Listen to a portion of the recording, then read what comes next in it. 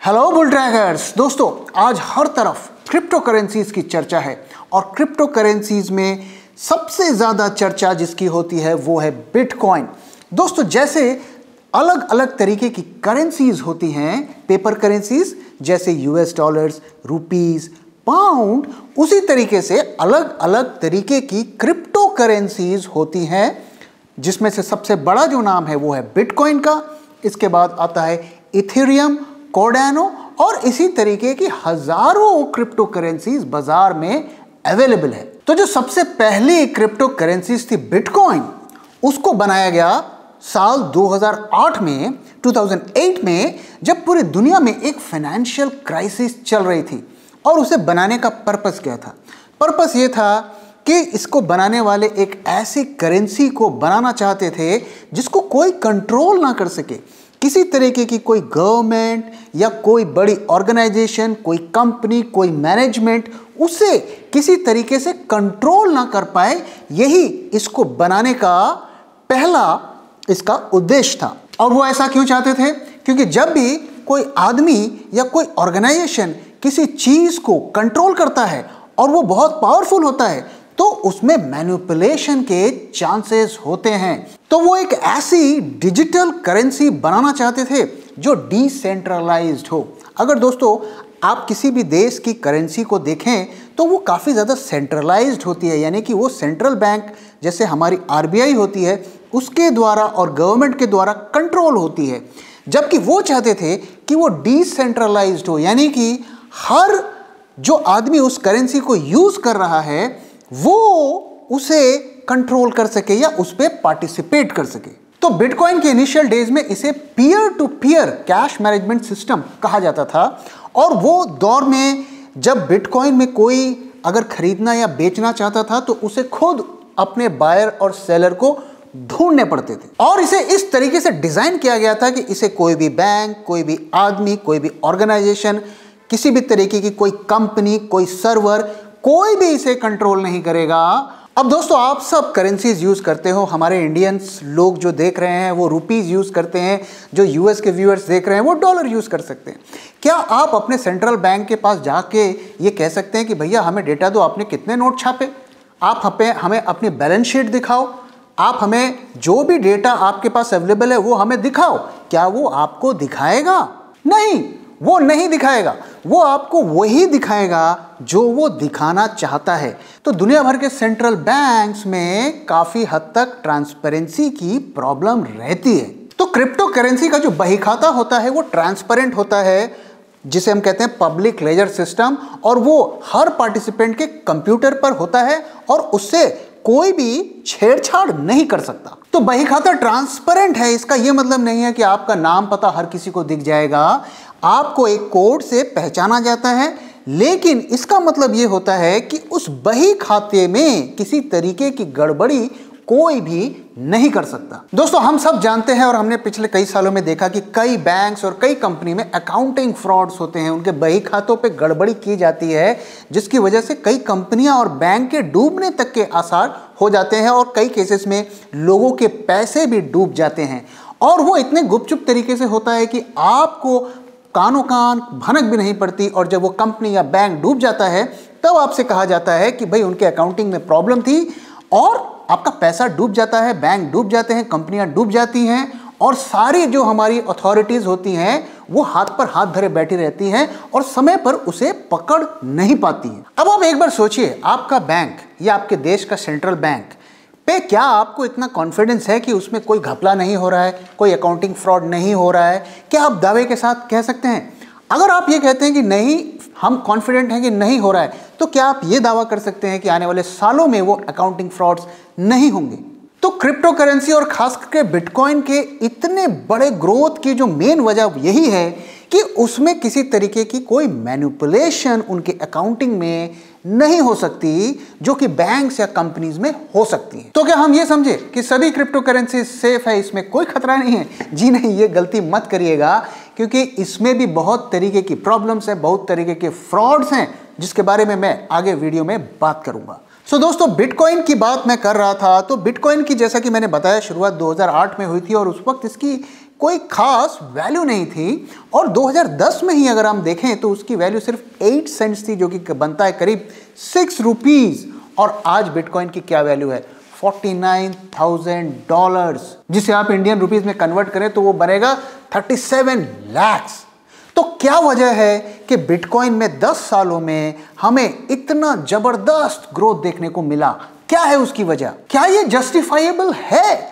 देखिए दोस्तों, जब आप एक कंपनी का शेयर खरीदते हैं तो शेयर के पीछे पूरी की पूरी कंपनी होती है, उसके ऑफिसेज होते हैं, उसके एम्प्लॉयज होते हैं, उसके प्रोडक्ट्स होते हैं जो मार्केट में अवेलेबल होते हैं, और कंपनी साल दर साल अपने बैलेंस शीट प्रोड्यूस करती है। वो बताती है कितना प्रॉफिट कमाया, कितना रेवेन्यू जनरेट किया, और इस सब इंफॉर्मेशन के बेस पर आप उसकी एक वैल्यूएशन करते हैं।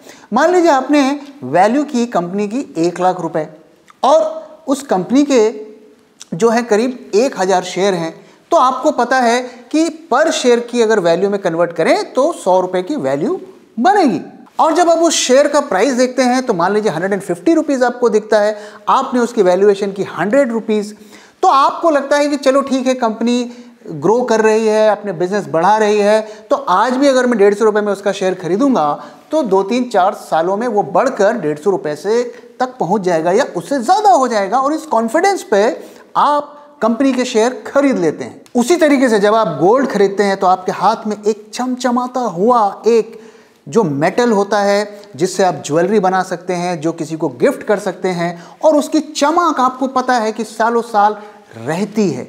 वहीं अगर आप रियल एस्टेट में पैसा लगाते हैं तो उसमें भी आपको दिखता है कि एक एसेट है, एक प्रॉपर्टी है, आप उसमें जाके रह सकते हैं, आप उसे रेंट पे दे सकते हैं, उससे रेंटल इनकम भी जनरेट कर सकते हैं।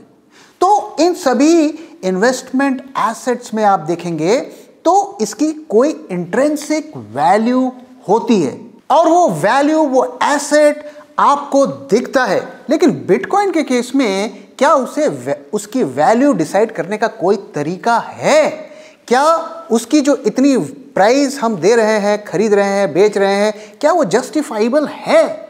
और अगर है तो हम कैसे पता कर सकते हैं? अगर आप देखें आज के दौर में ज़्यादातर लोग इसको क्यों खरीदते हैं, क्रिप्टो करेंसीज और बिटकॉइन को इसलिए खरीदते हैं कि उन्हें लगता है कि इतने सालों में इतना बढ़ा तो और भी आगे आने वाले टाइम में बढ़ेगा, और मैं किसी न किसी को ज़्यादा दाम पर बेच के निकल जाऊंगा। सिर्फ यही जो पर्पस है लोगों को क्रिप्टो करेंसीज में इन्वेस्ट करने का, क्योंकि उनके पास कोई लॉजिक नहीं है, कोई वैल्यूएशन का तरीका नहीं है, और वो किसी तरीके से जस्टिफाई नहीं कर सकते कि जिस रेट पर वो क्रिप्टो करेंसी खरीद रहे हैं वो रेट सही है या गलत है। तो क्या क्रिप्टो करेंसीज और बिटकॉइन की कोई वैल्यू नहीं है?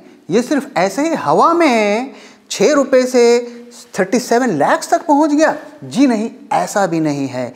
कुछ तो वजह होगी जो हमें इतनी पॉपुलैरिटी इन एसेट्स की देखने को मिल रही है, और वो क्या रीज़न है इनके पॉपुलैरिटी की और क्यों जनता इनके पीछे भाग रही है, मैं उससे के कुछ रीजंस आपके साथ शेयर करता हूं। तो पहला रीजन तो ये है कि ये जो पूरा सिस्टम है ये काफ़ी ज़्यादा स्ट्रांग है। सिस्टम इज़ वेरी स्ट्रांग और इसके साथ छेड़छाड़ नहीं हो सकती।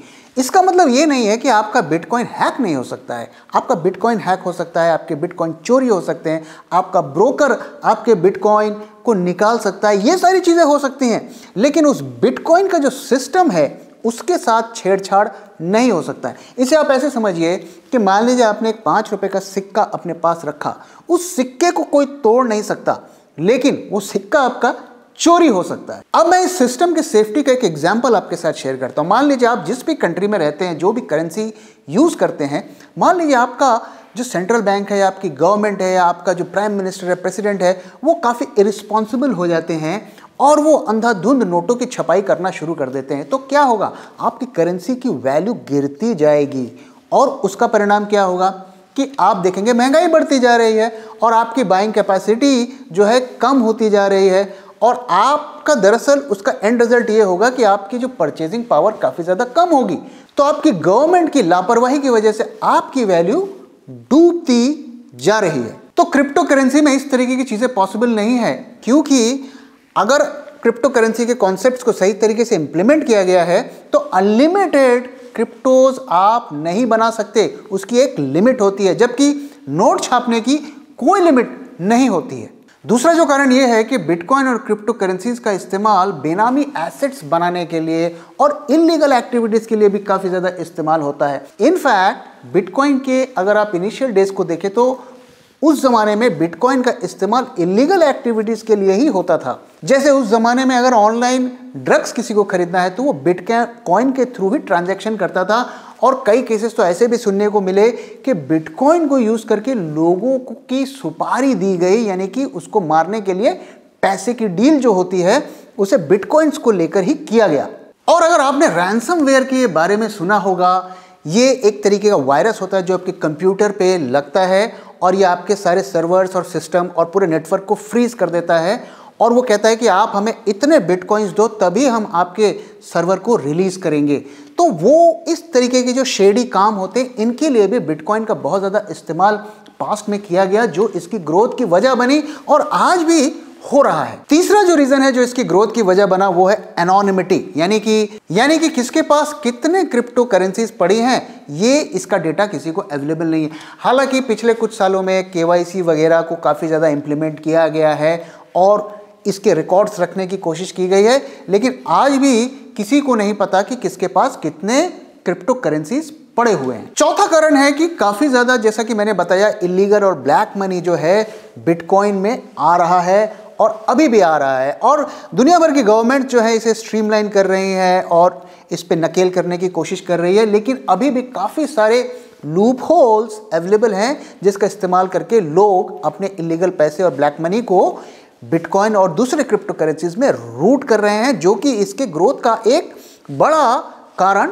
बन रहा है। अब आप हमारे इंडिया में ही देख लीजिए, इसे लीगल नहीं माना जाता, आरबीआई इसे रिकॉग्नाइज नहीं कर पाता, लेकिन रोज के 50 से 100 करोड़ की ट्रेडिंग बिटकॉइन में होती है और लोग अलग अलग तरीके से अपने पैसे को इन एसेट्स में डालते हैं और निकालते हैं और सिस्टम के लूप होल्स को यूज करके वो ऐसा करते हैं। तो इन कारणों या फायदों से, अगर हम इसे फायदा कहें, की वजह से इनकी डिमांड बढ़ रही है, लोग इसमें पैसा लगा रहे हैं और इसी वजह से इसमें पास्ट में हमें ग्रोथ देखने को मिला और आने वाले सालों में भी शायद ग्रोथ मिल सकता है। प्रॉब्लम यह है कि इसकी फेयर वैल्यू क्या है, इसकी फ्यूचर वैल्यू क्या है, इसको प्रेडिक्ट करना लगभग इम्पॉसिबल है। अब यहाँ पर 3 प्रश्न उठते हैं। क्या जो बिटकॉइन या दूसरे क्रिप्टो करेंसीज की जो वैल्यू या प्राइस है वो जस्टिफाइबल है?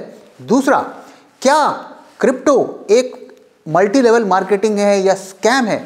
और तीसरा, क्या हमें इसमें इन्वेस्ट करना चाहिए? आइए पहले प्रश्न के बारे में बात करते हैं कि क्या इसकी वैल्यू जस्टिफाइबल है। क्या 37 लाख एक बिटकॉइन का प्राइस जस्टिफाइबल है? देखिए, जैसा कि मैंने बताया दोस्तों, अभी फिलहाल कोई ऐसा तरीका नहीं है जिसके बेसिस पर आप ये प्रेडिक्ट कर सकें कि आगे का प्राइस क्या होगा या इसकी क्या फेयर वैल्यू है। आप सिर्फ पास्ट रिकॉर्ड देख सकते हैं और उसके बेसिस पर आप फ्यूचर को प्रेडिक्ट कर सकते हैं कि 2 साल में इतना बढ़ा तो आगे 2 साल में कम से कम उसका आधा तो बढ़ेगा। और जिन कारणों को मैंने बताया, उन कारणों का उससे रिलेटेड डेटा को यूज़ करके आप थोड़ा बहुत प्रेडिक्ट कर सकते हैं कि आने वाले सालों में इसकी कितनी डिमांड बढ़ेगी या घटेगी। लेकिन मैं एक फैक्टर आपको बता सकता हूं जिसकी वजह से इन क्रिप्टो करेंसीज और बिटकॉइन के प्राइसेस आगे भी बढ़ने के चांसेस हैं, और वो कारण क्या है कि जिस तरीके से दुनिया भर की गवर्नमेंट्स करेंसीज को छाप रही हैं, तो बेसिकली वो करेंसी को डीवैल्यू कर रही है, उसकी वैल्यू को कम कर रही है। और जब आप बिटकॉइन को का प्राइस बोलते हैं तो आप रुपीज़ में बोलते हैं और डॉलर में बोलते हैं, और जब करेंसी रुपीज़ या डॉलर जब वीक होगा तो ऑटोमेटिकली बिटकॉइन के प्राइजेस या क्रिप्टो करेंसीज के प्राइसेस बढ़ेंगे। अब आइए जो दूसरा प्रश्न है उसके बारे में बात करते हैं। क्या क्रिप्टो करेंसीज स्कैम है? दोस्तों, करीब 7000 क्रिप्टो करेंसीज मार्केट में अवेलेबल हैं और उसमें से जो सबसे ज़्यादा पॉपुलर है वो है बिटकॉइन। लेकिन 7000 क्रिप्टो करेंसीज में से सिर्फ मुट्ठी भर 8 या 10 ऐसी होंगी जिन पे हमें मीनिंगफुल एक्टिविटी देखने को मिलती है। दोस्तों, कोई भी क्रिप्टो करेंसी बना सकता है। अगर आपके पास उस टेक्नोलॉजी की आपके पास एक्सपर्टीज है तो आप भी क्रिप्टो करेंसी बना सकते हैं, कोई आपको रोक नहीं सकता। लेकिन जो ज़्यादातर वॉल्यूम है वो टॉप के 10 क्रिप्टो करेंसीज में ही होता है। अब ध्यान रहे कि कई क्रिप्टो करेंसीज ऐसी होती हैं जो सिर्फ ठगने के पर्पज से ही बनाई जाती हैं और एक मल्टी लेवल मार्केटिंग या पॉन्जी स्कीम की तरह काम करती हैं। और ये जो क्रिप्टो करेंसीज हैं, इनसे हमें सावधान रहना चाहिए। ये भोले वाले लोगों को लालच देकर और ये बता के कि नहीं नहीं सब सेफ है, हमारा सब कुछ सिस्टम प्रॉपर है, लेकिन वो दरअसल आपके पैसे लेकर आपको ठगने के ताक में रहते हैं। देखिए दोस्तों, जब हम क्रिप्टो करेंसी की बात करते हैं तो एक तो वो कॉइन होता है या जो करेंसी होती है जिसे आप खरीदते या बेचते हैं, लेकिन इस पूरे सिस्टम में सिर्फ यही नहीं होता है, इसके अलावा और भी चीज़ें होती हैं। कौन कौन सी होती हैं? पहला तो जो करेंसी होती है जिसे आप ओन करते हैं, जैसे आप शेयर खरीदते हैं और ओन करते हैं, उसी तरीके से आप जो करेंसी खरीदते हैं, पहला तो वो हो गया जो सबसे इंपॉर्टेंट एस्पेक्ट होता है। दूसरा वो होता है जो फैसिलिटेटर होता है। जैसे जब आप कॉइन को खरीदेंगे तो उसे रखेंगे कहाँ? जैसे आप शेयर खरीदते हैं तो उसे आप डीमैट में रखते हैं, उसी तरीके से जब आप एक कॉइन खरीदते हैं या क्रिप्टो करेंसी खरीदते हैं तो उसे आप वॉलेट में रखते हैं। फैसिलिटेटर जो होता है वो वॉलेट प्रोवाइड करता है जिसको आप यूज करते हैं। फिर तीसरा होता है कि ब्रोकर, जिसके थ्रू आप खरीदी बेची करते हैं। पहले के ज़माने में जैसे कि मैंने बताया, आपको खुद बायर और सेलर ढूंढना पड़ता था। आज के दौर में ब्रोकर्स बन गए हैं, वो एक फीस लेते हैं और उसके बदले में वो आपके लिए बायर और सेलर अरेंज करते हैं। चौथा जो होता है, जो वेबसाइट्स होती हैं या जो सॉफ्टवेयर होता है जिसके थ्रू आपको जो रेट आता है, जो आपके थ्रू जिसके थ्रू बाय और सेल करते हैं, वो प्लेयर्स होते हैं। और पांचवा जो होता है एक्सचेंज, जहां पर बायर और सेलर ट्रेड एक्सचेंज करते हैं, जैसे कि हमारे स्टॉक एक्सचेंज होते हैं NSE, BSE, उसी तरीके से क्रिप्टो के भी एक्सचेंजेस होते हैं। तो इस पूरे क्रिप्टो सिस्टम में ये 5 की प्लेयर्स होते हैं या की चीजें होती हैं। अब इन पांचों में से जो करेंसी का कॉन्सेप्ट है वो तो रॉक सॉलिड है, क्योंकि वो ब्लॉकचेन पर बेस्ड होता है। अगर उसे सही तरीके से इंप्लीमेंट किया, उसमें तो कोई छेड़छाड़ नहीं हो सकती है। लेकिन बाकी के 4 चीजों में you have to be very very careful, वहां पे स्कैम ज्यादातर होते हैं। फॉर एग्जाम्पल, आपने क्रिप्टो करेंसी खरीद के वॉलेट में रखा और वहां पे कुछ गड़बड़ हो गई, या एक्सचेंज ने आपको सही रेट नहीं दिया, इसको कौन कंट्रोल करेगा? NSE, BSE में जब आप ट्रेडिंग करते हैं, कोई गड़बड़ होती है तो आप अथॉरिटीज़ को जाके कंप्लेन कर सकते हैं, लेकिन वहाँ पर गड़बड़ होगी तो वहाँ पर आप किसे रिपोर्ट करेंगे? कोई सुनवाई आपकी नहीं होने वाली है।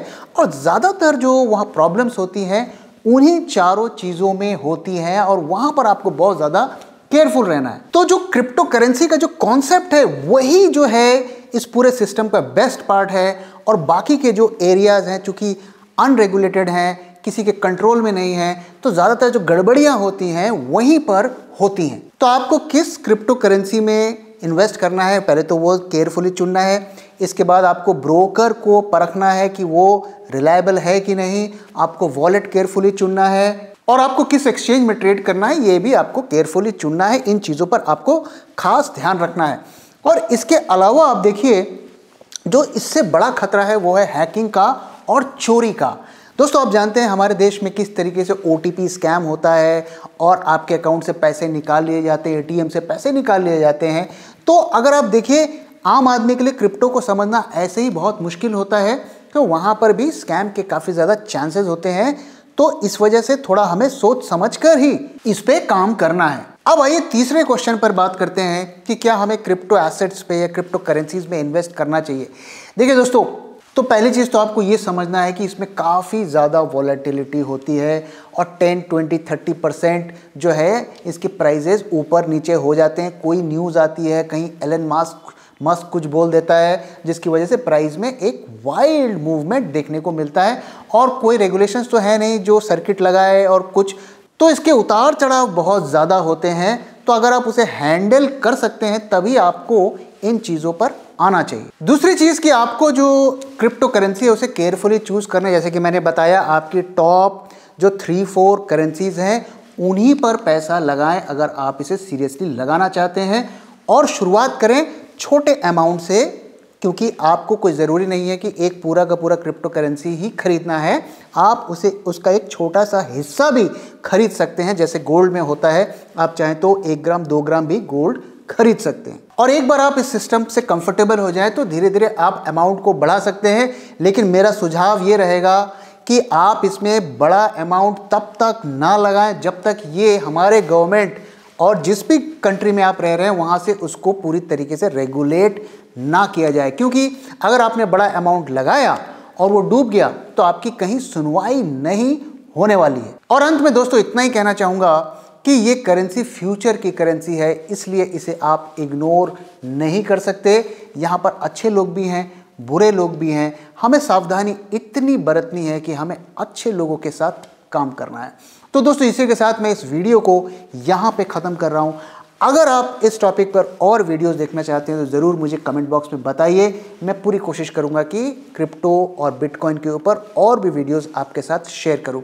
दोस्तों अगर वीडियो पसंद आया तो प्लीज़ वीडियो को लाइक करिए, अपने दोस्तों के साथ शेयर करिए, और हमारे चैनल को अभी तक आपने सब्सक्राइब नहीं किया है तो प्लीज़ चैनल को सब्सक्राइब करिए। Thank you very much for your time दोस्तों। मैं फिर जल्दी ही आऊँगा एक नए वीडियो के साथ।